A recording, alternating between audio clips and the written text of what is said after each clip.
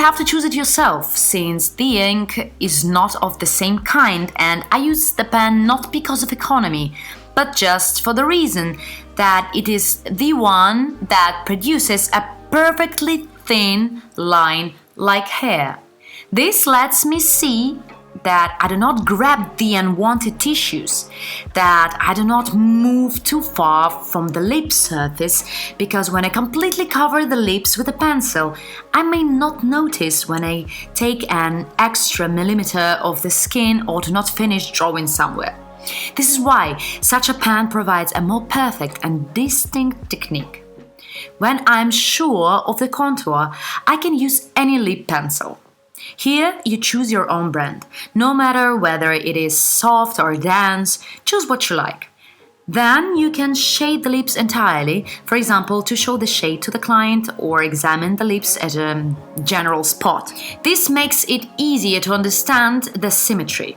However, as a rule in my everyday practice, when working with a client, I only make a thin outline and can fix it in white from outside. White also makes the shape. It removes excess noises around the lips shape and you have more distinct and sharp sketch. My favorite pencil is Miss Ties number 709. It is soft, powdery, it draws well, plus I sharpen it and press the tip a little like this to make it flat to draw a thin line. I also work with white eyebrow paste. You can choose the brush that is convenient for you, preferably flat. It can be straight or angled brush. Therefore, these tools can be interchangeable, white paste or white pencil. One can be used from all of these, or you can choose both. The first and most important thing is to understand where the contour should start. That's why watch the glare. The glare is visible in the place where the planes reflect. In other words, your sketch should not go beyond the glare. Rotate the lamp at different angles to see where the refraction of these planes is. As a rule, the skin is as far above. A lip is still below. We do not have a very large room for maneuver when we make our lips even and try to enlarge them. There may be just a millimeter, due to which we can round, sharpen or slightly stretch the lips. Remember one thing, here, where the pores are, where the hairs are, where the fluff is, the skin is like velvet. In this area, it is like silk, and no matter how you apply the color in this area, it will not be the same as here anyway, because light is refracted in a different way and the shade looks lighter, colder, or warmer. In addition, the shade in this area overlaps the white skin, but here it has its own color. That's why it requires many skills, since you take on the responsibility of stepping on to the skin. Today, different cosmetologists deal with all these issues: augmentation, rounding, or everting of the corners. In other words, there is no need to draw clown's lips, because such work can be done more properly and with the assistance of a professional colleague. Our task is to bring the pigment back to the skin. Yes, you can align and form better, shape a little, even out asymmetry and add some volumes, but these are all nuances. Nothing changes dramatically. So where do I start sketching? First, I need to define the center. I start with the center by drawing a dot. The first sketch, just an outline, I draw with space between dots so as to determine lip edges. At this stage, I usually show my rough sketch to the client. Just if the client does not agree with anything, it is easy to rub one or two dots.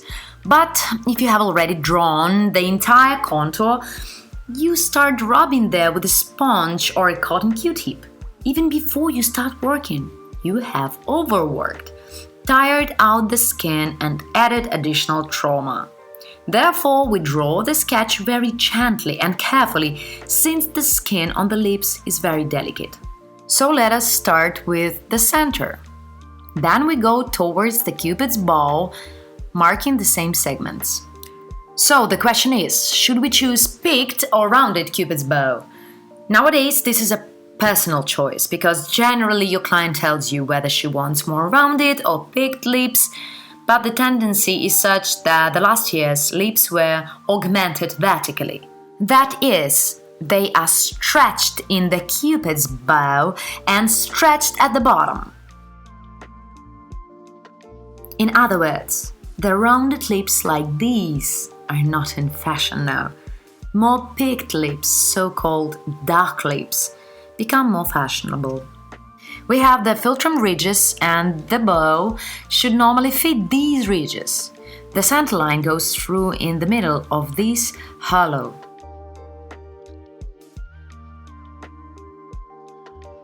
However, in reality, again, the nose base can be asymmetrical and they can be displaced due to occlusion of the teeth and the philtrum column.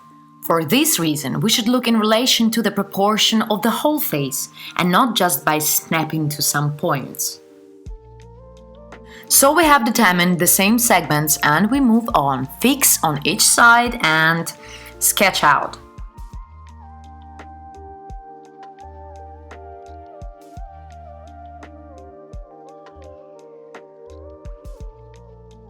Any artwork concept provides a brief sketch, so-called a rough sketch, pre-sketch. First, you sketch out in light movements either many lines or many dots and then choose one of perfect. So here we are making a brief sketch. It should be fast in order to simply find a solution that we can both agree on with the client and start, let's say, drawing geometric pattern. When a client gives the green light, we unify the number of dots, turning them into a line, since the line is nothing else but a set of dots. And we fill the distance uniformly and tight.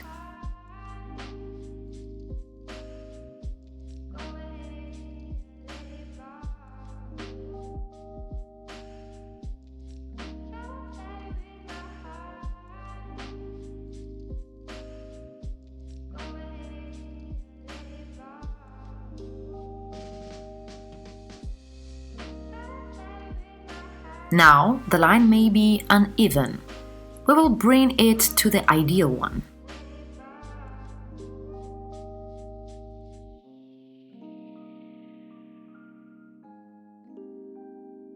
Using the Q-tip, we wipe off so that to make the line rather thin.